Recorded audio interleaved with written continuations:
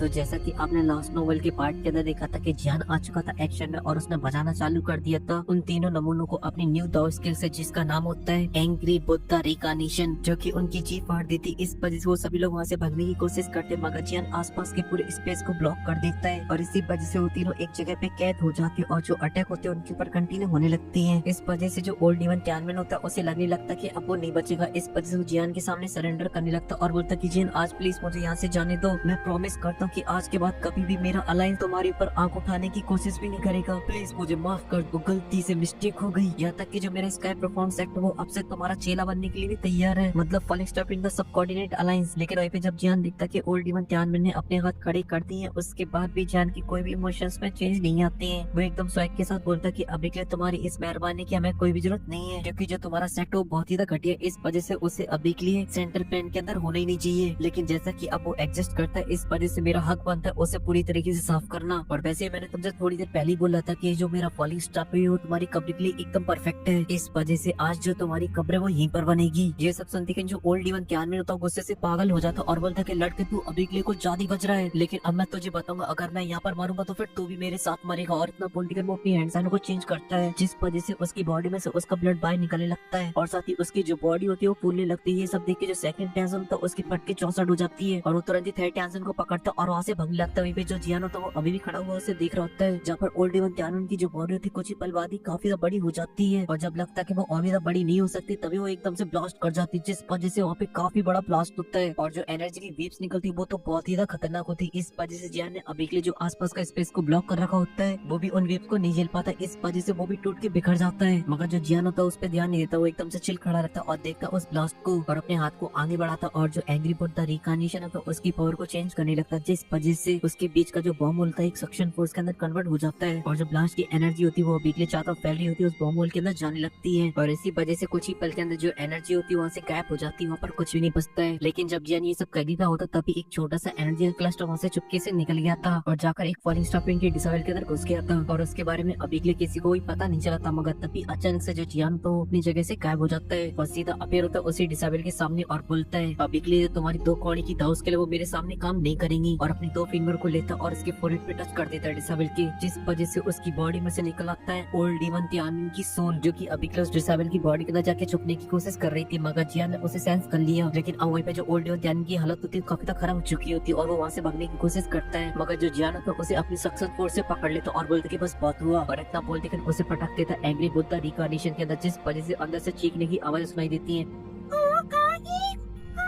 और कुछ पल बाद जो आवाज होती है वो गायब हो जाती है और उन्हीं आवाज के साथ ओल्ड डिवन टैनमैन का भी चैप्टर खत्म हो जाता है। और फिर जो डिसाइबल होता है जिसकी अभी के लिए बॉडी को उसने कैप्चर किया था उसके तो डर के हमारे पसीने छूटने लगते हैं। लेकिन वहाँ पर खड़े जितने भी लोग थे अभी के लिए वो ये सोच रहे थे कि एक भांगशिंग लेवल का वॉरियर आज मारा गया और ये चीज बहुत ही ज्यादा रेयर होती है कि इतना पावरफुल वॉरियर मारा जाए। लेकिन इन सभी चीजों के बीच में जो सेकंड टैंसन और थर्ड टैंसन होते हैं वो फायदा उठाते और वहाँ से भाग लेते हैं, जो की ऑलमोस्ट अभी के लिए स्टार इलम से बाहर निकलने वाले होते, मगर जियान उन्हें सेंस कर लेता है। इस वजह से वो एकदम से फ्लैश की तरह चमकता और पहुंच जाता उन दोनों के पास और अपना बनाता एक पंच और सीधा हमला कर देता उन दोनों के ऊपर। और वहीं पे जब वो दोनों जियान को अपने पास आते देखते तो उनके डर के मारे जी फट जाती है, क्योंकि वो अभी के जियान की स्पीड के सामने बिल्कुल भी मैच नहीं कर पा रही है। इसी वजह से सेकंड टैंसन तो वो अपने मन में बोलता है कि अभी के लिए मुझे यहाँ से बच के निकलना है, तो फिर मुझे जियान को बीच में रोकना होगा। और इतना बोलते वो थर्ड टैंसन को पकड़ता और सीधा फेंक मारता जियान के ऊपर, जिस वजह से जियान का जो पंच होता है वो जाके सीधा टकराता थर्ड टैंसन से, जो कि तुरंत ही उसके पेट के अंदर घुस जाता है और उसकी जो बॉडी होती है कुछ ही पल के अंदर पूरी तरीके से लाल हो जाती है, क्योंकि जियान के पंच के ऊपर होती है उसकी हवेली फिल्म, जिस वजह से उसकी बॉडी के अंदर घुस जाती है, जो कि अब जियान के डाउशिंग बनने से उसकी भी स्ट्रेंथ काफी ज्यादा बढ़ चुकी है। इस वजह से टैंसन कुछ बोल पाता, चीख पाता, चिल्ला पाता उससे पहले उसकी जो मोटी सी स्किन होती है उसे फाड़ के बाहर निकल आती है और उसे चारों तरफ से कैप्चर करके उसकी बॉडी को तुरंत ही जला डालती है। वहाँ पे उसकी कुछ सेकंड बाद बस वहाँ पे राख बचती है, पूरी तरीके से थर्ड टैंसन मारा जाता है। जब ये सेकंड टैंसन देखता तो उसकी तो डर के मारे कट के 64 हो जाती है, क्योंकि जियान की जो स्ट्रेंथ तो बहुत ही ब्रूटल है और जो अभी के लिए जियान की एक्सप्रेशन है वो भी बहुत ही डरावनी है। भले उसके चेहरे के ऊपर कोई भी इमोशन ना हो मगर वो देखने में अभी के लिए उसे एकदम इमोशनल लग रहा है। इसी वजह से उसे आज अपने एक फैसले में बहुत ही ज्यादा रिग्रेट हो रहा था, क्योंकि उसके पास पहले कई बार मौका मिला था जियान को पूरी तरीके से खत्म करने का, मगर उसने जियान को हल्के में लिया और उसे ग्रो होने दिया। आज वो उस लेवल पे पहुंच चुका जहाँ पर वो उसकी औकात से बाहर निकल गया है। जब वो जियान से सबसे पहले मिला था एशियन रेस के अंदर, मगर उस टाइम उसने जियान को बहुत ही हल्के में ले लिया और अपने चंगू मंगू को भेज दिया जियान का गेम बजाने के लिए, मगर वो जियान का गेम बजा नहीं पाए और आज जियान उसके सामने खड़ा है उसका गेम बजाने के लिए। और वो से भाग पाता उससे पहले जो जियान तो फ्लैश की तरह उसके सामने अपेयर हो जाता है और बोलता प्रधान कितने चले,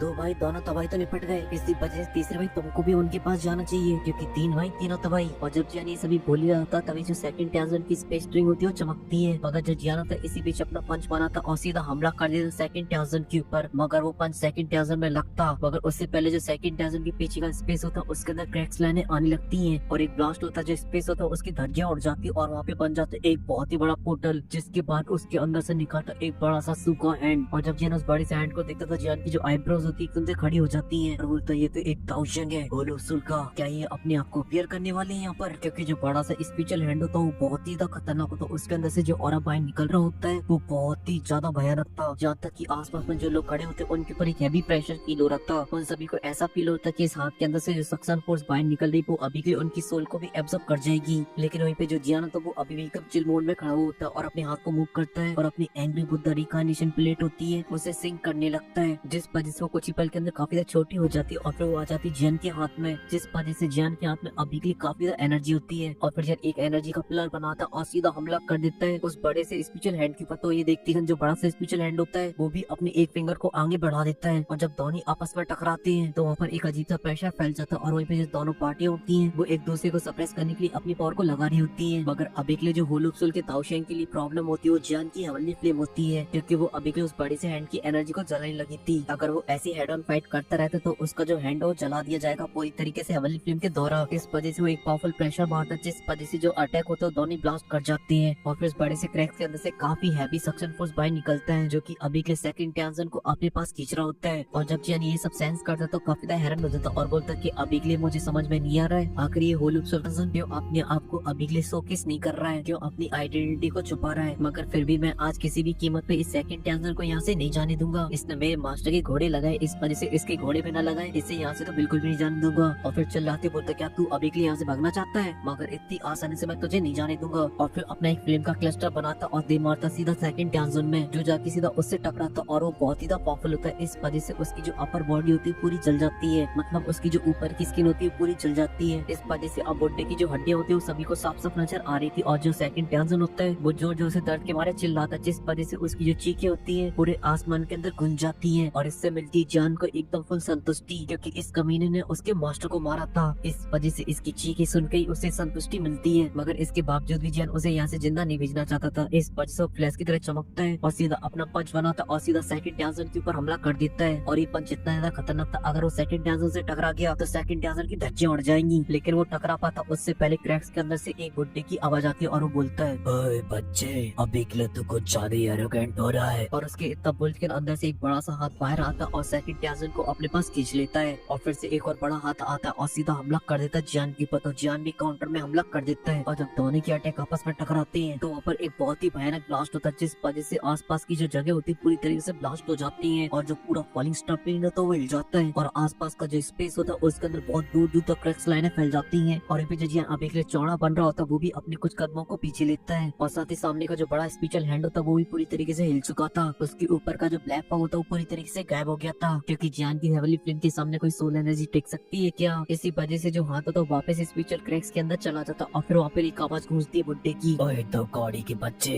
अभी के लिए तुझे इतना ज्यादा एरोगेंट बनने की कोई जरूरत नहीं है, क्योंकि अभी के लिए जो तेरी हालत है उसमें सारी की सारी गलती मेरी है। जो होल क्लैन ने तुझे अभी के लिए इतना ज्यादा ग्रो होने दिया, लेकिन फिर भी तू अभी के लिए अपने दिमाग में एक बात को घुसेड़ ले, तू भले ही अभी के लिए डाउशेन पे पहुंच चुका है फिर भी तू मेरे होल क्लैन के सामने कुछ भी नहीं है। अभी भी तू एक चींटी है और अगर तुझे अपने बाप को बचाना है तो फिर तुझे होल क्लैन आना पड़ेगा, क्योंकि तेरी स्ट्रेंथ काफी नहीं है जो तू सोच रहा हो कि तू अभी के लिए लड़के हमलों का सामना कर लेगा। इस वजह से इज्जत के साथ होल क्लैन आ जाना, जहाँ पर मेरी मुलाकात होगी तेरे से और मैं तेरा इंतजार करूंगा। ये सब धमकी सुनने की वजह जियानो तो वो अपने पेशेंस को बिल्कुल भी लूज नहीं करता और बोलता है अबे तू चिंता मत कर लपक जंगू, बहुत ही जल्दी आ रहा हूँ मैं होल क्लैन तुम लोगों की धोती फाड़ने के लिए। और साथ ही वो अभी के लोगों फालतू के एक्शन भी नहीं लेता जो जाके अभी के उस स्पिरिचुअल क्रैक्स के अंदर घुस जाए, क्योंकि सेंट्रल पेन हो या फिर जियान हो फिर चाहे फिर गोक्लैन हो, सभी लोग इस बात को बहुत ही अच्छे समझ चुके हैं जो सामने वाला होल क्लैन है वो कोई मामूली क्लैन नहीं है। भले जन अभी के लिए डाउशन लेवल का वॉरियर बन चुका हो, मगर सामने वाली पार्टी इतनी ज्यादा खतरनाक है कि वो अभी भी जियान की मजाक मजाक में पैंट में सुसु निकाल सकती है। इसी वजह से जो जियान है वो बिना प्लान के कोई भी हमला वगैरह नहीं कर सकता है उनकी पर, क्योंकि जिन अभी के लिए ऑलरेडी एक ऐसी स्ट्रेंथ से मिल चुका है जो कि अभी के लिए उसकी सोच से भी परे थी। और वो बात कर रहा है एंसेस्टर जाओ जुआन की, जो कि